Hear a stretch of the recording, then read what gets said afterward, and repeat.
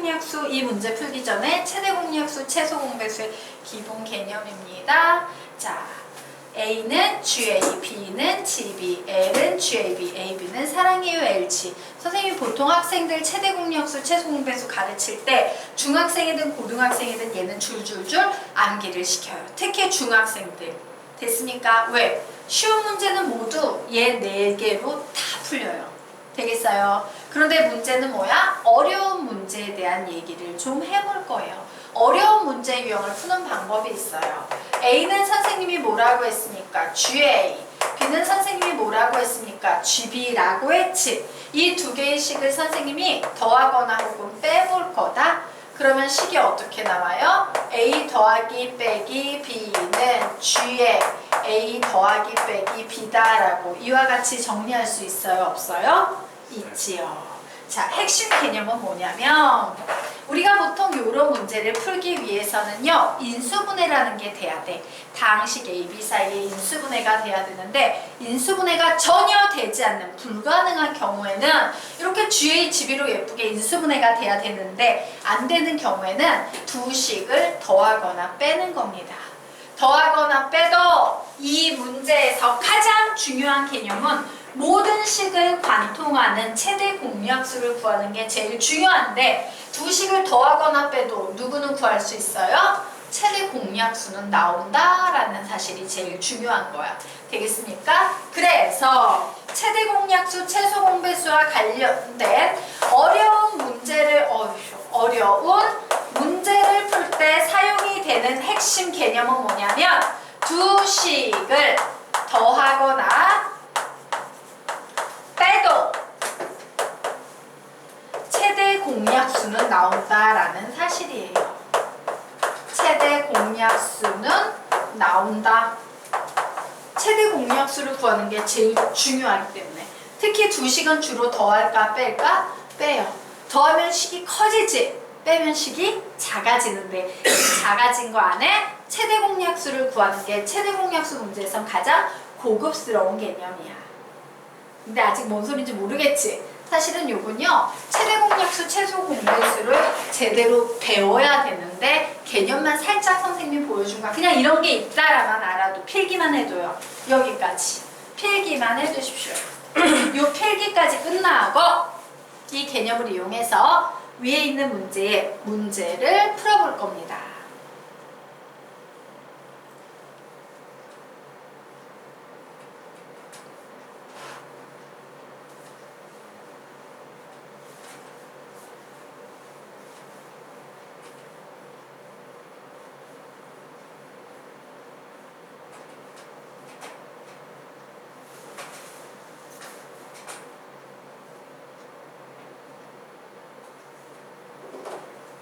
됐어요?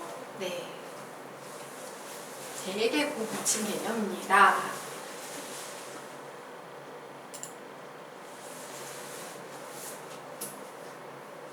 됐으니까 지워도 돼요?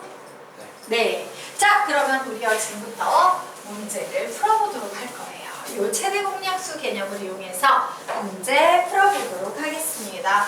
와우, 공통분 문제네. 그래, 공통분 문제는 선생님이 연립방정식이라고 했는데 보통 x의 제곱 플러스 ax 플러스 3b는 0과 x의 제곱 플러스 bx 플러스 3에 있는 0이 공통분 한 개를 갖는단 말이지. 자, 공통분 한 개를 가질 때 공통이 아닌 근들의 합을 구하시오라는 문제인데 딱 봤더니 이거 뭐야? 식이 두 개인데 미지수가 x도 보이고 a도 보이고 b도 보이고 와, 미지수가 3개네? 그치요. 그럼 부정이야? 부정까지는 가지 않아요. 공통분 문제는. 그런데 얘는 문제는 연립방정식으로는 풀 수가 없는 상태지. 왜? 미지수와 식의 개수가 같지 않기 때문에 연립방정식은 풀 수 없어요. 만약에 얘가 연립이라 얘기를 해도 문제가 되는 게 뭐냐면 와, 2차 연립방정식은 상수항이 0이어가지고 인수분해? 아씨, 안되네. 상수항이 0인데 인수분해? 안되네. 그렇다고 2차항의 개수비가 같다? 아니지. 얘는 1대 1대 bx에 대해서는 0, 얘는 1대 0대 bx는 1 이런 식이니까 이차항의 계수비 같지도 않고 이미 상수항은 0인데 뭔 상수항 속에서 1번 유형으로 돌아가? 돼요 안 돼요? 안 돼요. 우리가 알고 있는 2차 연립방정식의 상식과는 아주 동떨어져 있습니다. 그래서 선생님은 여기에서 어떻게 풀 거냐면 공통근이라는 것은 최대 공약수를 0으로 만드는 x값입니다 라고 했지? 최대 공약수를 구할 거야. 이 두 식의 최대 공약수를 구할 거예요. 최대 공약수 구하려면 원래 윗식도 인수분해하고 아래식도 인수분해 해야 돼. 근데 윗식 인수분해 돼요 안 돼요? 안 되네. 아래식 인수분해 돼요 안 돼요? 안 되네. 어려운 문제지. 최대 공약수 최소 공배수와 관련된 어려운 문제는 무슨 개념으로 푼다? 두 식을 더하거나 빼도 최대 공약수 G 나온다예요. 그런데 여기에선 두 식을 더하는 게 좋다, 빼는 게 좋다. 대부분의 문제가 빼는 게 좋다야. 그래야 식이 작아지거든. 그래서 뺐더니 쫙! 와! 2차 사라지네요. 그러면서 a-bx 플러스 3의 b-a는 0이다 라는 이와 같은 식이 나왔어요. 자, 얘하고 얘는 부호만 반대지. 그래서 선생님이 얘를 묻기 위해서 마이너스 앞으로 보내고 식 이렇게 쓸 겁니다. 그럼 결국 이 식은 ab x-3은 0이다 라고 이와 같이 나오겠네요. 되겠습니까? 그럼 이제 뭐야? 여기서 두 개가 나왔지. a 빼기 b는 0, 즉 a랑 b랑 같다라는 식이 하나 보이고 x는 3이라는 식이 하나 보여요. 맞아요. 자, 그래서 도대체 a하고 b하고 같단 말이 뭐지? 라고 생각이 돼서 a 자리에 선생님이 전부 b를 대입해봤다? b를 대입해보면 a 자리에 전부 다 b를 만약에 이렇게 대입해버리면 어때? 윗식과 아래식이 같죠? 그러면 공통근 몇 개 나오겠어? 2개 나오겠지. 윗식 아래식 똑같으니까 x값 구하면 2차 방정식이니까 2개 나올 거 아니야. 공통근 2개 나온단 말이죠. 이거 안 되네. 이쪽은 안 되네. 왜? 오직 한 개의 공통근을 가질 때니까. 바로 그래서 이 녀석이 바로 그 오직 한 개의 공통근이 되는 거예요. 되겠습니까? 네. 그래서 선생님이 이제 다시 A라고 적어놓고 이 문제를요 이렇게 바꿀 겁니다. 여기 보이는 이 2차 방정식의 두근은 공통근이 3이니까 한 근은 3이라고 하고 한 근은 알파라고 할 거야.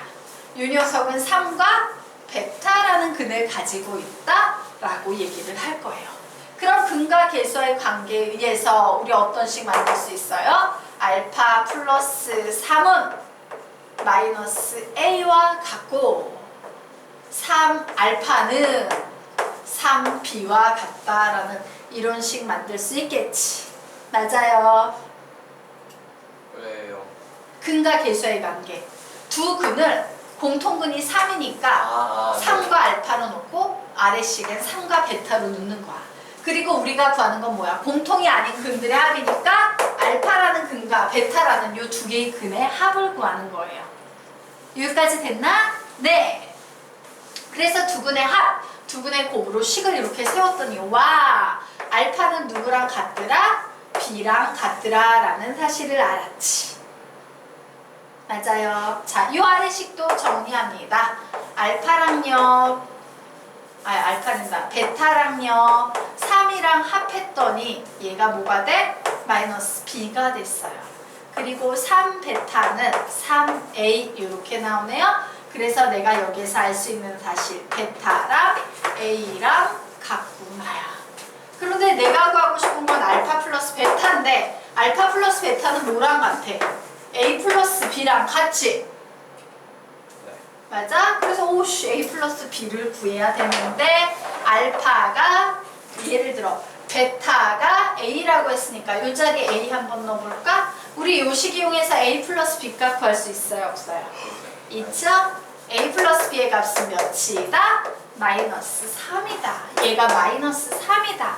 즉 공통이 아닌 근들의 합은 몇이다? 마이너스. -3이다. 이런 식으로 푸는 문제예요. 굉장히 고급스러운 난이도 높은 문제 중에 하나다. 되겠습니까? 네.